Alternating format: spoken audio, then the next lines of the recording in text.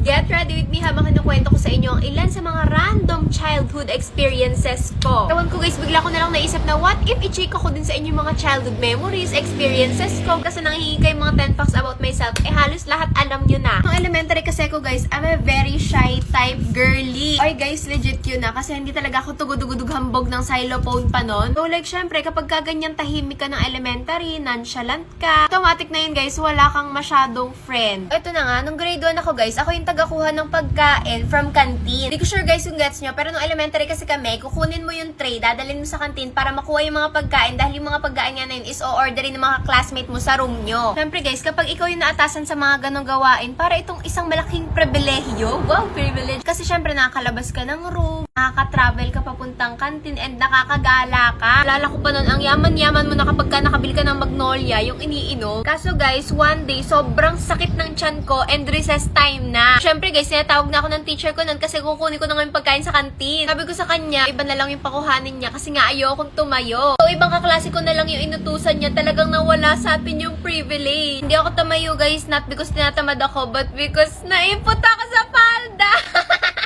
Ipot talaga siya. Pasintabi po sa mga kumakain. Hindi talaga ako makagalaw kasi nga wet na wet yung feeling ko. Eh diba guys, sabi ko nga sa inyo, super tahimik and nonchalant ko nun. Kaya hindi ako makapagsabi sa teacher ko or kahit kanino man. Ending guys, hanggang uwian nakaupo ako.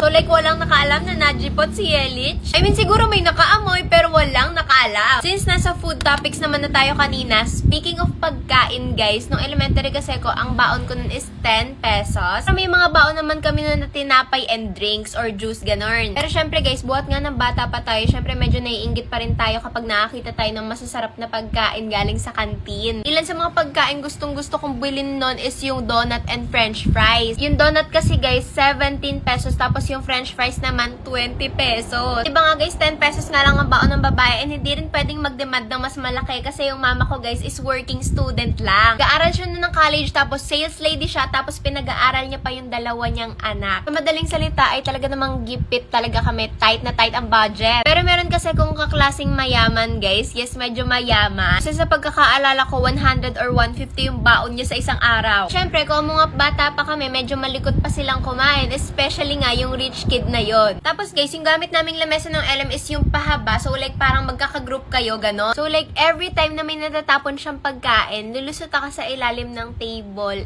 pupulutin and kakainin ko yon. Sorry guys, naiiyak ako tuwing naalala ko siya. Hindi dahil dun sa experience na yun. Kasi tuwing nung kinuwento ko siya sa ate ko na, ay ako yung pinupulot ko yung pagkain nila para matikman ko, ganyan-ganyan. Tuwang-tuwa pa ako pag kinukwento ko sa ate ko. And then,